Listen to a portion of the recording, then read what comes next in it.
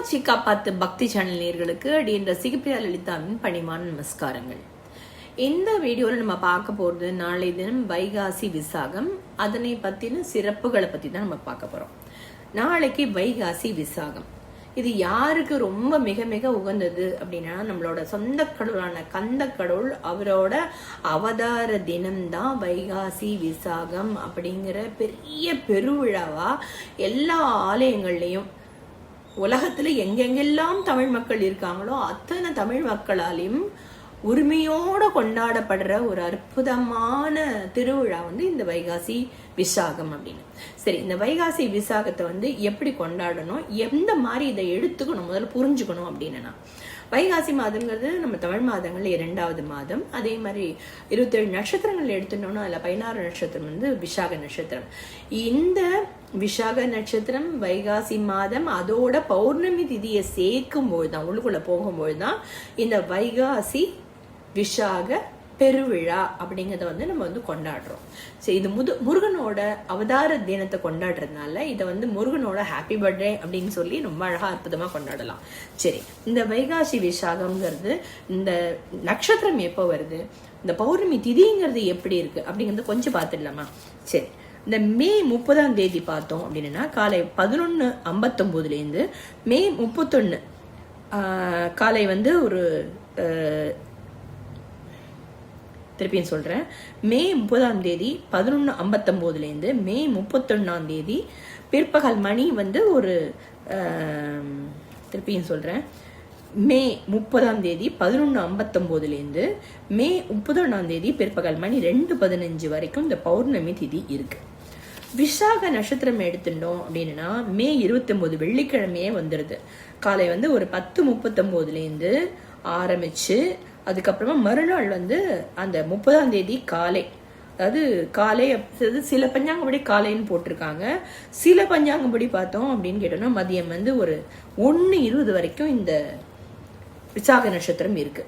அப்ப இந்த விசாக நட்சத்திரமும் பௌர்ணமியும் கூடுற அந்த நேரத்துல தான் நம்ம என்ன பண்ண முடியும் அப்படின்னா, முருகனுக்கு உண்டான எல்லா விதமான பூஜைகள் புனஸ்காரங்கள் நம்மளுக்கு எப்படி நம்மளோட குடும்பத்துல முறைப்படி செய்யணுமோ அப்படி அதை செய்யணும் அப்படின்னு தான் பார்க்குறோம். சரி, அப்ப அதுக்கு ஒரு குறிப்பிட்ட நேரம் அப்படின்னு வச்சுட்டோம் அப்படின்னு பார்த்தோம்னா, பூஜைக்கு உகந்த நேரம் அப்படின்னு பார்க்கும்போது 30/5/2026 காத்தால என்ன பண்ணலாம்னா 6லேருந்து 7 மணி வரைக்கும் பண்ணலாம்.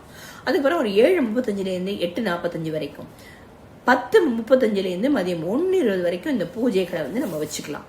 சரி, இந்த பூஜைகளை யாரெல்லாம் இருக்கலாம் அப்படின்னு கேட்டோம்னா, எல்லாரும் ஆண் பெண்கள் அப்படிங்கிற வித்தியாசமே இல்லாம ரொம்ப அழகா நம்மளுக்கு முருகனுக்கு ரொம்ப அழகா இந்த நேர்த்தியா மிக நேர்த்தியாக இந்த விஷயத்த இந்த பூஜையை அவருக்கு செய்யலாம். இதுக்கப்புறம் இந்த பூஜையை நம்ம பொதுவாகவே இது ஆலயங்கள்ல ரொம்பவே சீரும் சிறப்புமா கொடியேற்றத்தோட ஜம்முன்னு கொண்டாடுவாங்க. ஆனா அதே மாதிரி நம்ம என்ன பண்ணலாம், எல்லாத்துலயும் கொண்டாடலாம். ஏன்னா நம்ம ஆலயத்துக்கு போக முடியல, வீட்டுல தான் பண்ணணும் அப்படின்னாலும் இப்ப சொல்லப்பட்ட அந்த நேரங்கள்ல ரொம்ப அழகா நீங்க வீட்டுல பூஜைகள் புனஸ்காரங்கள் பண்ணலாம். சரி, பூஜைன்னு எடுத்துட்டோம் அப்படின்னா என்ன பண்ணலாம்னா 108 முருகனுக்கு தமிழ்ல போற்றிகள் தெரியும்னா அதை தாராளமா சொல்லுங்க. அதே மாதிரி 108 அஷ்டோத்திர சதநாமாவளியை சொல்றீங்களா, அதை பண்ணலாம். இதுக்கப்புறம் இல்ல எனக்கு முருகனுக்கு சகசநாமம் சொல்ல தெரியும்னு சொல்றீங்களா, அதை 1008 நாமாக்களை சொல்லி அவருக்கு சகசநாமம் செய்யலாம். சரி, இதுக்கப்புறம் மற்றபடி பாராயணம் அப்படின்னு வச்சுட்டோம்னா அதுக்கு என்னென்ன ஸ்லோகங்கள் சொல்லலாம் அப்படின்னு கேட்டோம்னா, புத்தியை வழக்கம் கார்த்திகேஸ்வரம் சொல்லலாம், கந்த சஷ்டி கவச்சம் சொல்லலாம், கந்த குரு கவச்சம் சொல்லலாம், அதுக்கப்புறமா வேல்மாறல் சொல்லலாம். இந்த மாதிரி முருகனுக்கு கொண்ட திருப்புகழ்கள் எவ்வளவு யாருக்கெல்லாம் தெரியுமோ எல்லா வகையான திருப்புகழையும் அழகா ஜம்முன்னு பாடலாம். இத்தனையும் நம்ம பூஜைக்கு உண்டான விஷயங்கள் இதெல்லாத்தையும் பார்த்தோம். சரி, பூஜைக்கான மலர்கள் அப்படின்னு பார்த்தோம்னா சிவப்பு அரளி, சிவப்பு மலர் அப்படிங்கிறது முருகனுக்கு பிடித்தமான விஷயம். அதனால சிவப்பு அரளி பூ அப்படிங்கிறது பூஜைக்கு பிரதானமா எடுத்துக்கலாம். அதுக்காக எங்களுக்கு சிகப்பு கலர்லாம் பூ இல்லை அப்படின்னா உங்ககிட்ட என்ன இருக்கோ தாராளமா அதை பண்ணலாம். சரி, இப்ப இந்த நெய்வேத்தியம் பிரசாதம் அப்படிங்கிற விஷயத்துக்கு வருவோமா? நாளைக்கு இந்த அவதார தினம், முருகனோட அவதார தினம் அப்படின்னு சொல்றோம். அந்த அவதார தினத்துல பொதுவாவே நம்ம என்ன பண்ணுவோம், ஸ்வீட் அப்படிங்கிறது நம்மளுக்கு வந்து முதல்ல இருக்கும். அந்த இனிப்பு வகையில அப்படின்னு பார்த்துட்டோம்னா முருகனுக்கு உகந்தது என்ன அப்படின்னு கேட்டோம்னா தேனும் தினைமாவும் தான். அப்படின்னு அந்த தேன்ல வந்து தேனை விட்டு தினைமாவில் அந்த மாதிரி சத்து மாவு மாதிரி பிடிச்சு கொடுக்கலாம். இல்லை தேனையும் தினைமாவும் கலந்தே அப்படியே பிரசாதமாக வைக்கலாம். திணையில வந்து வெள்ளை அடை பண்ணலாம், சக்கரை பொங்கல் பண்ணி நைவேத்தியம் பண்ணலாம். இதெல்லாம் என்னால் முடியாது அப்படின்னு கேட்டால் ஒன்றுமே பிரச்சனை இல்லை. நல்லா சுண்ட பாலை காய்ச்சுங்க. பாலை காய்ச்சி அதில் பச்சை கற்பூரம், தேனை விட்டு பச்சை கற்பூரம், ஏலக்காய், ஜாதிக்காய், இது எல்லாத்தையும் கிராம்பு எல்லாம் போட்டு மணக்க மணக்க மணக்க மணக்க சுவாமிக்கு நைவேத்தியம் பண்ணலாம். பொதுவாக இதெல்லாம் வந்து எப்படின்னா கோயில்களில் பார்த்தோம் அப்படின்னா அன்னைக்கு ரொம்ப ரொம்ப ரொம்ப ரொம்ப முக்கியமான விஷயம் என்னதுன்னா அந்த பால் குடம் எடுத்தல் அப்படிங்கிறது தான். ஒரு கோவிலையும் அந்த முருக பக்தர்கள் வந்து அப்படியே சாரையா தலையில வந்து அந்த பால் குடத்தை ஏந்தி தன்னோட சொந்த கடவுளுக்கு கொண்டு போய் கொடுக்கணுங்கிறதுல இன்னைக்கு நாளைக்கு காத்தால பாத்தீங்க அப்படின்னா எல்லா முருகன் கோயிலையும் அந்த பக்தர்கள் வந்து அப்படியே அணி திரண்டு போவாங்க அப்படின்னு சொல்லணும். சரி, வீட்டில் வந்து நம்ம வந்து என்ன பண்ணோம், பூஜைகளில் பார்த்தோம், அதாவது பால் பொருட்களால் நைவேத்தியம் பார்த்தோம் எல்லாம். இதுவே உங்ககிட்ட வந்து வேல் இருந்ததுன்னா இதுக்கும் அதே மாதிரி முருகனுக்கு வந்து எப்பவுமே விக்கிரகம் அப்படின்னு சொன்னா ஒரு விறக்கடை தான். ஆனால் வேல் தான் இருக்கு எங்ககிட்ட, விக்கிரகம் கிடையாதுன்னா தாராளமா அந்த வேலுக்கும் வந்து இதே மாதிரி அபிஷேகம் பண்ணலாம். ரெண்டாவது இது ரெண்டுமே இல்லை அப்படின்னா அழகா ஒரு முருகனோட படத்தை வச்சு அதுக்குண்டான பூஜைகள் எல்லாமே பண்ணலாம். கண்டிப்பா நாளைக்கு உங்களால முடிஞ்சதுன்னா யாருக்கான ஒரு 2 பேருக்கான அந்த அன்னதானம் கொடுங்க அப்படின்னு சொல்லலாம். வைகாசி விசாகம் அப்படிங்கிறது வந்து கோலாகலமான எல்லா முருகனோட தலங்கள்லயும் வந்து பார்த்தோம்னா சீரும் சிறப்புமா அப்படியே வந்து என்ன சொல்றது ஒரு முருக பக்தர்களும் வந்து நெக்குருகி கொண்டாடுறாங்க அப்படின்னு சொன்னோம்.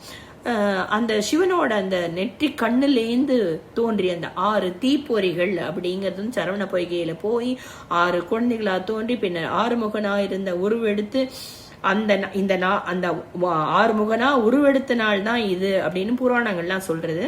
அதனால இந்த நாள் வந்து தெய்வீக சக்தி பொருந்திய மகத்தான நாள் அப்படின்னு சொல்லணும். விசாக நட்சத்திரத்தோட மகிமை அப்படின்னு பார்த்தோம்னா விசாக நட்சத்திரம் வந்து பொதுவாக வெற்றி, வீரியம், புகழ், ஆன்மீக உயர்வு இது எல்லாத்தையும் குறிக்கக்கூடிய ஒரு அற்புதமான நட்சத்திரம் அப்படின்னு சொல்லப்படுறது. இந்த நட்சத்திரத்துல முருகனை அவதரிச்சதுனால முயற்சிகள்ல வந்து வெற்றி, தடைகள் நீக்கம், மன உறுதி, தைரியம், அறிவு வளர்ச்சி இதெல்லாம் கிடைக்கும் அப்படின்னு நம்ம பொதுவாகவே நம்ம பெரியோர்கள் வந்து நமக்கு சொல்லி கொடுத்துருக்காங்க.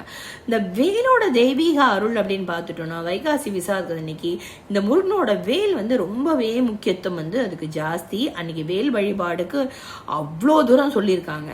வேல் என்பது இந்த வேல் வழிபாடு அப்படிங்கிறது வந்து அறியாமையை அழிக்கும், ஞானம் அப்படிங்கறத கொடுக்கும், தீமையை வெல்லும், பக்தர்களை வந்து காக்கும். வேலுண்டு வினை இல்லை அப்படின்னு சொல்றோம் இல்லையா, அதனாலதான் அந்த வேலுக்கு வந்து இவ்வளவு சக்தி பாடுது. வேல் வழிபாடு அப்படிங்கிறது செஞ்சுட்டோம் அப்படின்னு அந்த பில்லி, சூனியம், கண் திருஷ்டி அப்படின்னு சொல்றாங்க இல்லையா, இது எல்லாமே போயிடும். முதல்ல மன பயம் நீங்கும், குடும்பத்துல அமைதி பெருகும் அப்படின்னு தான் நம்மளுக்கு சொல்லி கொடுத்துருக்காங்க. சரி, தமிழ் கடவுளோட திருநாள் அப்படின்னு பார்த்தோம் அப்படின்னா நம்மளோட இதய தெய்வம் அப்படின்னு சொல்றோம் முருகனை. தமிழ் கடவுள்னு சொல்றது மட்டும் இல்லாம ஒவ்வொருத்தரோட கூடிய இதயத்திலையும் அவர் வந்து அப்படி ஒரு கொடி புகுந்து இந்த வைகாசி விசாகம் அப்படிங்கிற அந்த தமிழ் ஆன்மீக மரபோட அந்த பெரிய விழா அப்படின்னு சொல்றோம் இல்லையா, பாரம்பரியமா எடுக்கிற இந்த தமிழர்களோட அடையாள விழா அப்படின்னு கூட சொல்லலாம். இது வந்து ஒரு ஒற்றுமையின் திருநாள் அப்படின்னு வந்து நம்ம அதை வந்து பார்த்தோம் அப்படின்னா தான் நம்மளுக்கு வந்து அந்த மாதிரி ஒரு விசாலமான நம்மளுக்கு ஒரு விஷயம் வந்து இது கிடைக்கும். இந்த விரதத்தோட சிறப்பு அப்படின்னு பார்த்துட்டோம் அப்படின்னா நம்ம எல்லாத்தையும் பேசியிருக்கோம்.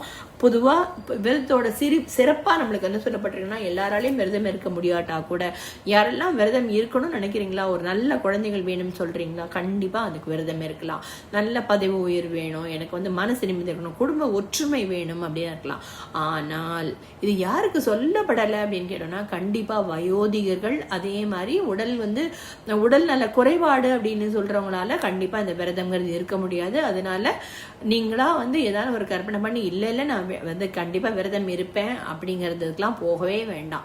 தாராளமா முருகன் வந்து கண்டிப்பா கோச்சுக்க மாட்டாரு. அதனால நீங்க அதாவது விரதம் இருக்கிறவங்க கூட சுத்த பட்டினி இருக்க முடியலன்னா கூட பால் பழம் மட்டும் சாப்பிட்டுட்டு விரதம் தாராளமா இருக்கலாம். இந்த வைகாசி விசாக பெருநாளை நம்ம அற்புதமா கொண்டாடி நம்மளோட இல்லத்துக்கு நம்ம முருகனை வரவேற்று உபசரிச்சு ரொம்ப சீரும் சிறப்பமாக கொண்டாடணும் அப்படிங்கிறது இந்த நேரத்தில் வந்து என்னோட ஒரு பணிவான வேண்டுகோளாக வைக்கிறேன். இப்போ குலாச்சல சுதாபாகியம் கோடி மன்மத விக்கிரகம் குலதெய்வதம் அஸ்மாக்கம் குமாரம் ஸ்கந்தமாஸ்ரயே.